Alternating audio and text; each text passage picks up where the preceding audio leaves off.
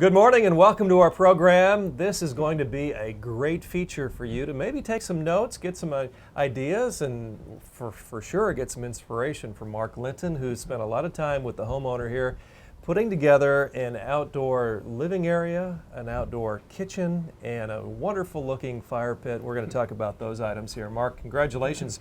Excellent job. This is so comfortable, isn't it? It is. I love sitting here and enjoying this beautiful view and the breeze that's going through here today. It's a nonstop breeze on a rather warm day, and when you speak of warm, you think fireplaces, and behind us is probably the first thing that we're going to talk about here, Mark. But before we get too far into that, you sat down with the homeowner, 6-8 months ago, started putting together ideas, and what a transformation here. Well, thank you. Wish you could have seen what it looked like originally.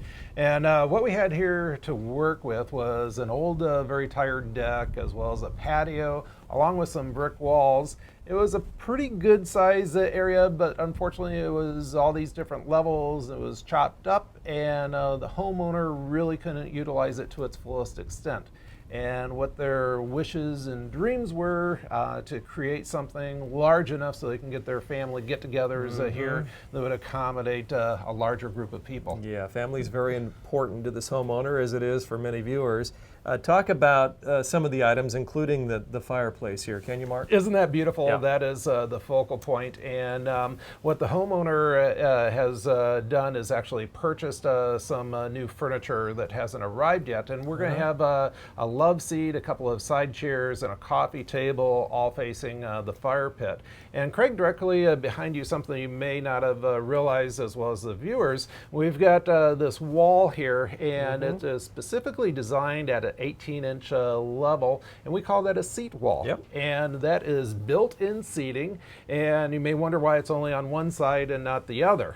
Well, the reason is right there. Yeah, we wanted to give the guests as well as the homeowners a nice view of the lake. So all of that is built-in seating. You can get 7, 8, 9 people sitting there, and you don't have to be lugging the furniture out onto the patio. Yeah, how smart is that? Well, above us, you've done a great job with this pergola here, and the cedar, Mark, tongue and groove? Yes, it is. And our carpenter did an awesome job. Of course, chose cedar because it's naturally resistant to rot and decay. And the homeowner's going to be doing some staining here.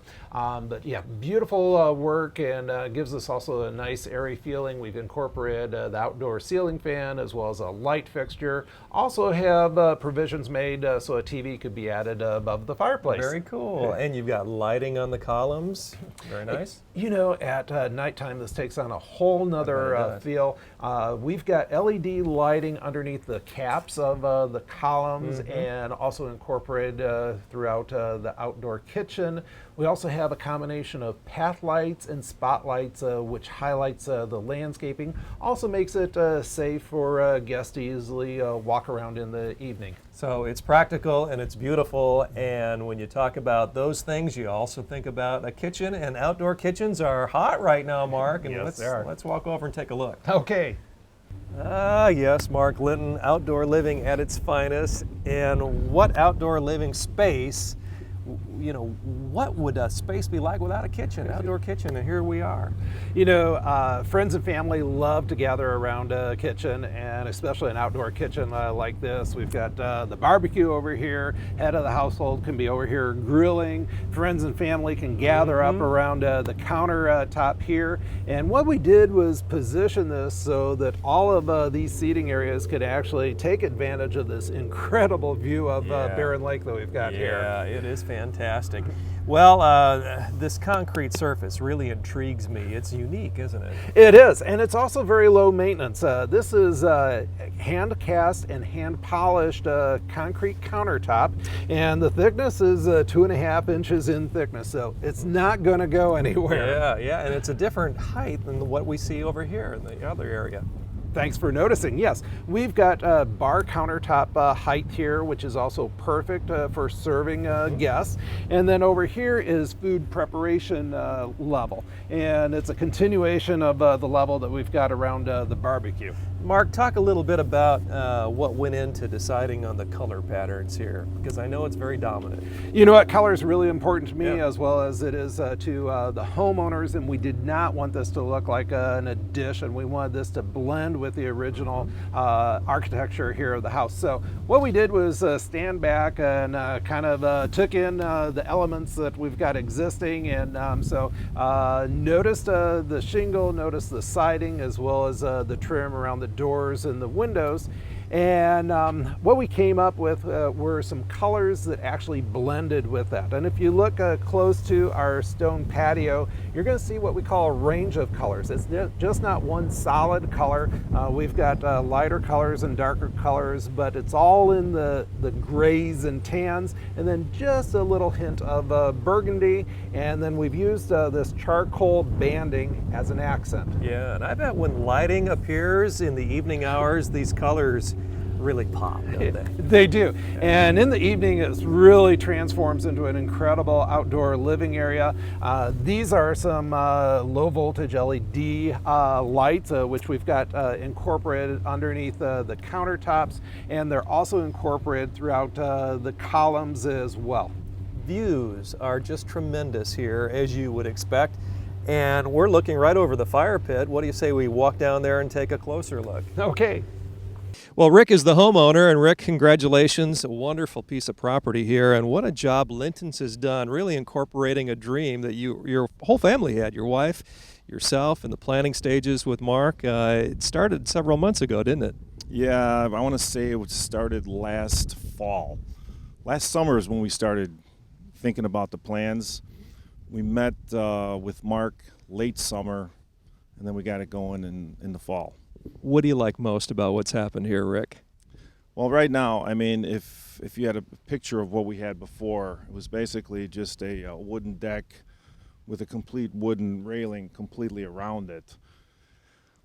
And, it was a deck is a deck, and, when you're sitting down on the deck and it's completely surrounded with wooden railings, all you're looking at are wooden railings. Yeah. So we really, if you're sitting down, you're not getting much view of the lake. With this, with the way Mark planned it, it's so wide open.